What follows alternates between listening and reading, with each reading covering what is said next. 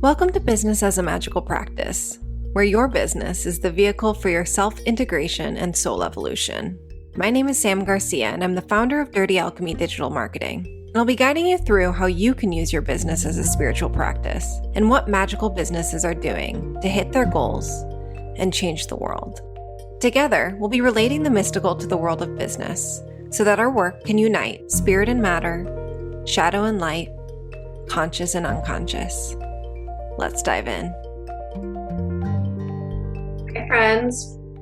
Welcome back to the Business as a Magical Practice podcast. So delighted that you're here with me again for another week. And thank you so much for all of the feedback on the Playing with Time Magic episode that came out a couple weeks ago. I got so many messages from friends, from listeners that it was just so needed and welcomed, and a lot of ideas spurred out of it. So I guess we will be exploring that topic together more and more in the coming months. So excited to be going on that journey with you. But today we are talking about being a prosumer. As you all know, a big issue in our world today is that we are a consumer-centric society. And don't get me wrong, I love consumption. Consumption is a part of life. If we didn't consume, we would wither and die. Like, we gotta eat, my friends. We need to eat food. We need to drink water for survival. And so do all of the other animals and living beings on this planet. Plants even need to consume to survive. They consume sunlight and water and nutrients from the soil so that they can grow.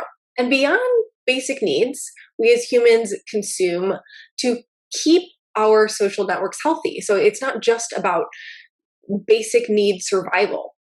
And commerce and trade are key in forming human bonds with each other and between larger communities. But there's no question that we've gotten a little out of balance with our consumption. We see it in more than 2/3 of adults in the US being overweight or obese. We see it in the rise of fast fashion. We see it in some reports indicating that we consume twice as many material goods today as we did 50 years ago. And then the average American throwing away 65 pounds of clothing per year. So while consuming is not necessary, it is a healthy thing to do on a physical, social, and even spiritual level. We are out of balance. So let us today talk about a solution, becoming a prosumer. The prosumer is someone who produces more than they consume. At the time when I first came into this idea of this concept, I was consuming a lot of information at the time without really doing anything with it, like reading lots of books, blogs, whatever, listening to a lot of podcasts, without producing anything from all of that consumption.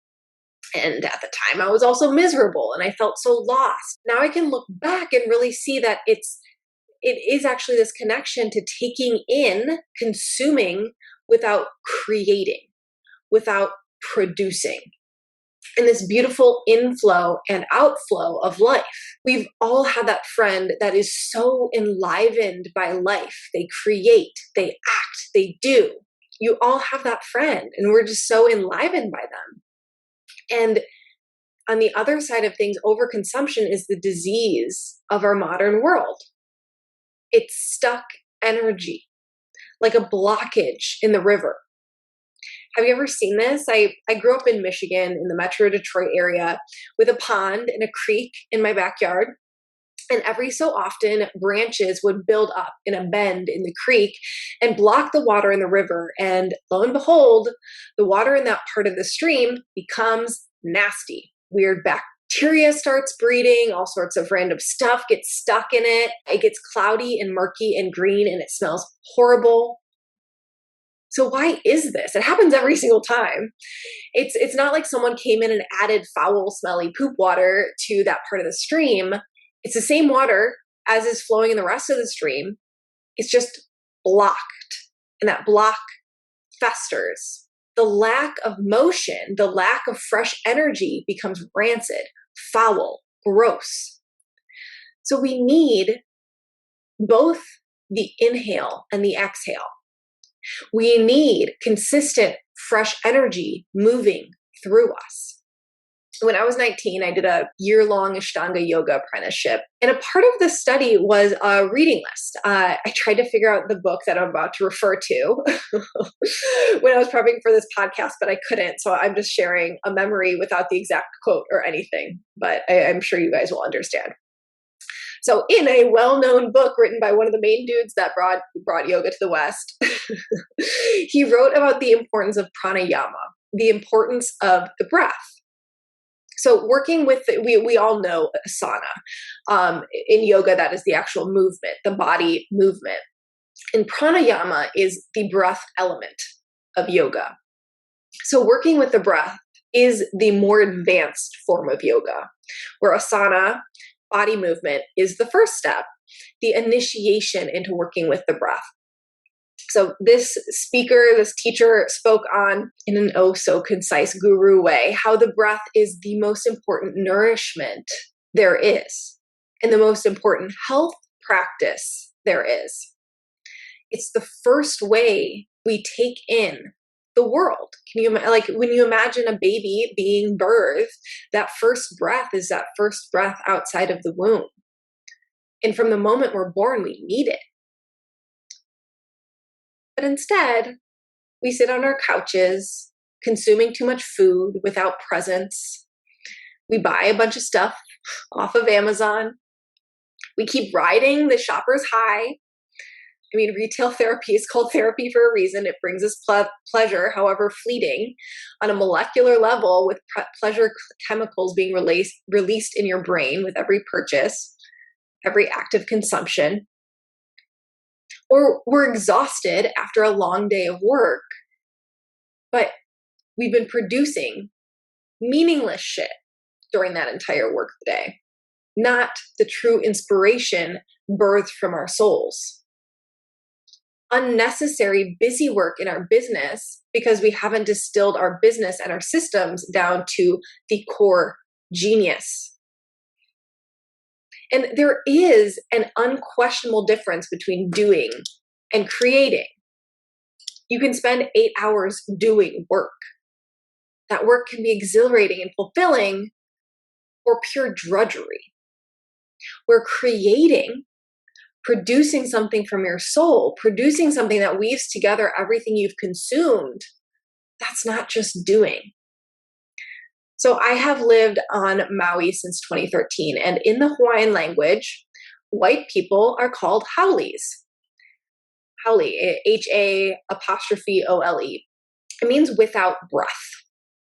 So Hawaii, we all know this, how in the Hawaiian language, how you say hello, how you say love, how you say goodbye, it's all the same. It's aloha. And there's an actual movement associated with it. You touch foreheads to foreheads, and you share a breath. Aha, that's breath in the Hawaiian language. So you're sharing a breath, you're sharing ha, aloha. So the white men that came to colonize, they came to colonize the Hawaiian Islands, and they greeted the people with a handshake, without breath. So what a great representation of colonization, right?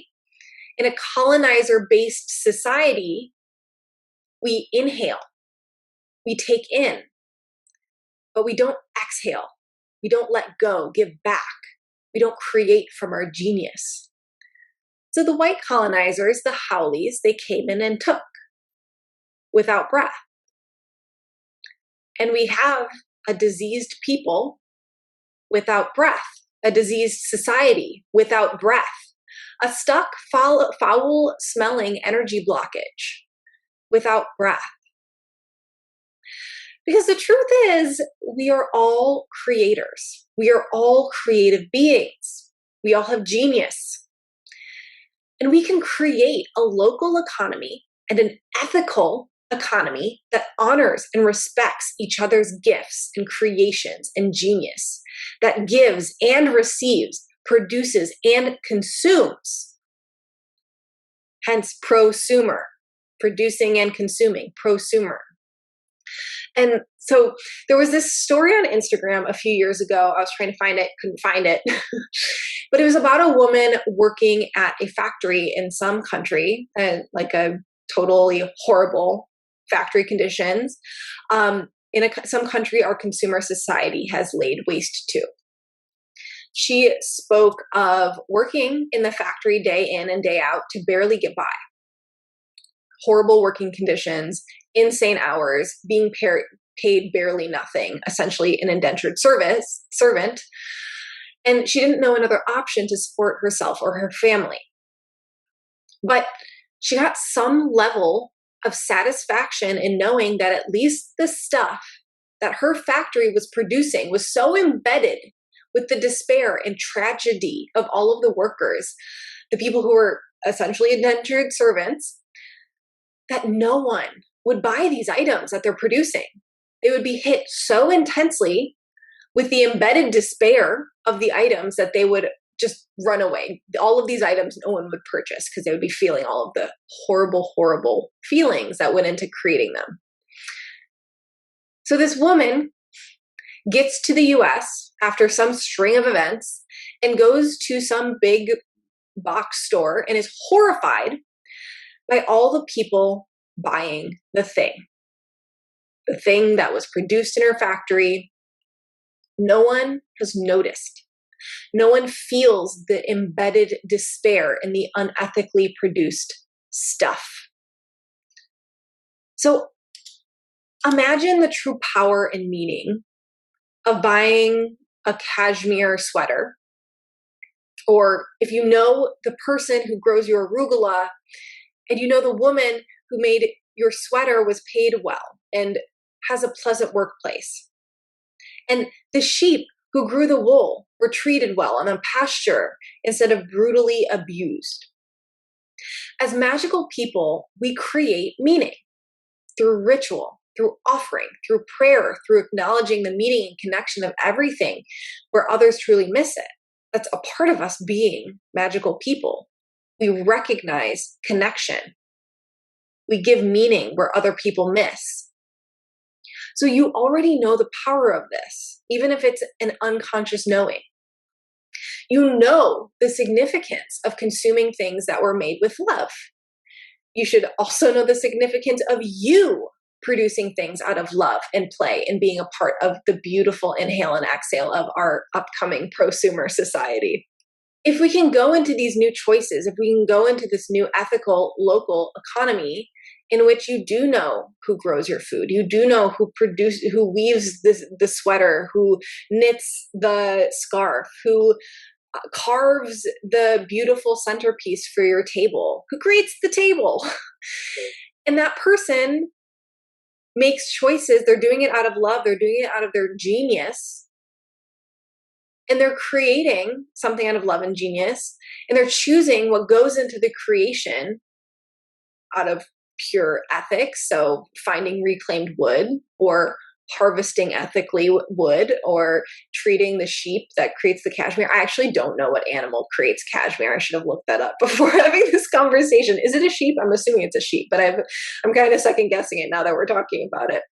Anyways, that sheep that creates the wool, that creates the sweater, is on a beautiful countryside and is loved by its owners and caregivers. So some actions for you with this. What's your producer to consumer ratio? How much of your time or your energy goes into producing, truly producing, not just doing, versus consuming?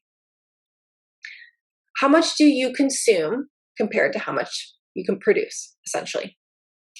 What are the divinely inspired creations that are stuck inside of you that you aren't actively releasing?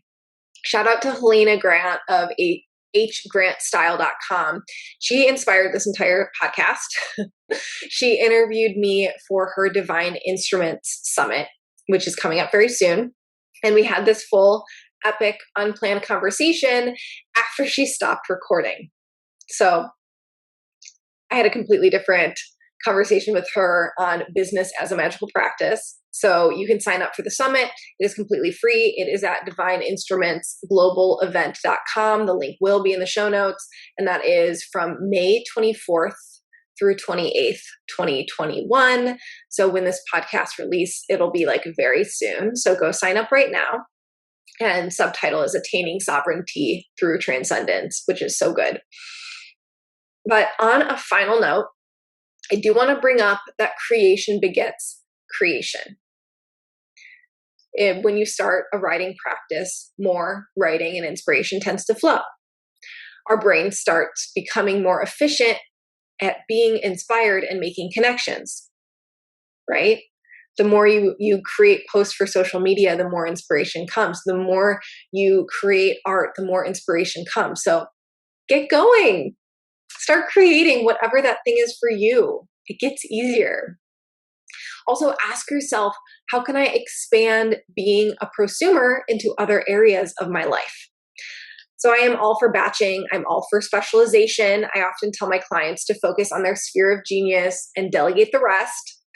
But we're also not machines. The Industrial Revolution brought the innovation of the assembly line, where each person in the line did one specialized task, and it made assembling a car significantly, or machines, significantly more efficient, like ridiculously so, because specialization and niching echoes this. And just because specializing in our work life can bring us more joy and money, taking it off balance will sap us of joy, right? If we're specialized, we're only doing one work thing all of the time, and then we're just specializing all of our time and energy into that one thing, our life will actually be sapped of joy. So this is where producing and creating and having hobbies and passions outside of our businesses come in.